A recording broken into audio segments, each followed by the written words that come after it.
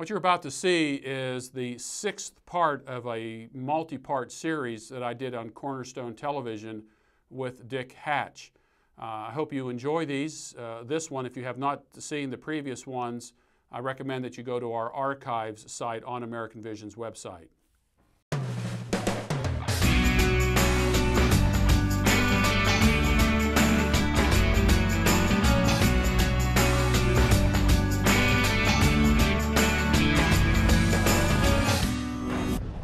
You know, I hate the fact that I only have a couple of minutes left with Gary DeMar, so I need to get a couple of things across. If you'd like to get involved, first of all, if you'd like prayer, because I was supposed to do this during the whole program, but he sucked all my energies out.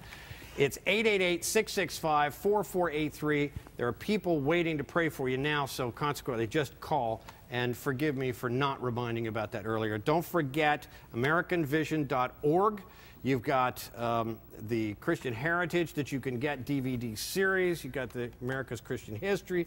You've got great references and materials and all that kind of stuff. You'll find it on a website. Just go there because it's super. But there's more than just this on it. We have about 1,000 different books and CDs and DVDs on the store. Okay, I'm sorry, but I can't list those all off. Let's go through them all. I think we got 5 minutes. It's not going to happen. All right. Let's remind people that you can go there and get involved, right? You can daily articles, lots of informational articles and so forth. We have a Worldview conference in July. There's a lot of stuff there. We really don't have time. I went through it and realized that you were talking about the textbook issue in Texas. We talked about that green room. People don't recognize that Texas buys so many books that whatever their standards are, the rest of the country ends up having to absorb. That's the reason that the battle is there. And there's a big battle going on right now. Yes. And it just seems to continually go. God bless Texas. I like those people. I do. They're tough.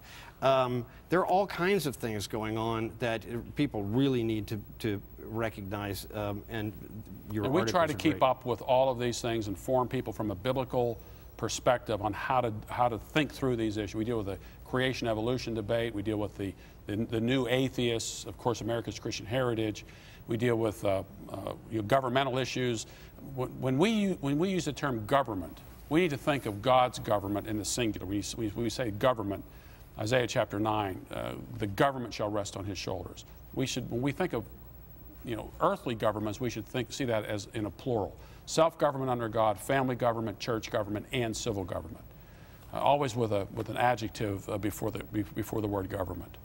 And we've got to, I need you to do it because that's all I do here. Every time I try to talk people into getting involved, and you already are. So would you do me a favor? Would you talk to those people and tell them, for me and for you and for God, that they need to get involved in this political debate? This is for the heart and soul of America. Well, again, this is your future, your children's future, and your grandchildren's future. We are still here. And I know that lots of people think, well, it's the end of the world and Jesus is coming back soon. That game has been played lots of times. God has left us here to be responsible for the world that he has given us. It's up to us in order to make that decision. We have to act. We can't be like the person who buried his talent in the ground. God will take it from us and give it to somebody else. He may even give it to some of our enemies to goad us into action. That's exactly right. That's exactly right. I'd hate to be in that situation. All right. I have a minute and a half left to kind of wrap this conversation up. So let me get to you. Do you think I'm right about the church?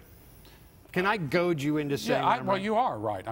I speak in churches all over the country. I take a lot of radio. I do a lot of radio and people calling in, and I get more frustrated with the church than I do with the world. You expect the world to act the way it's acting. You don't expect the church to act the way it's acting.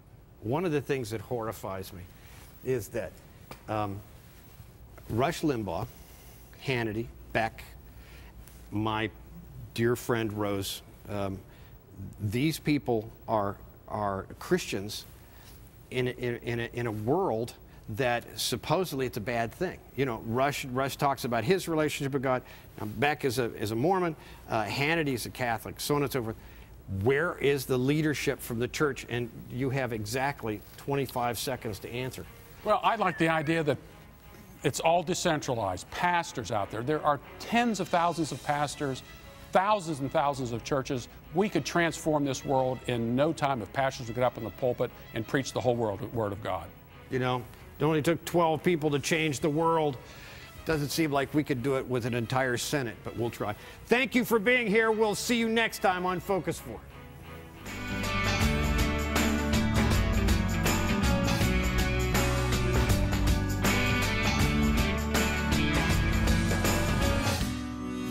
For more related to today's topic, check out America's Christian History, The Untold Story. You will find it at AmericanVision.com.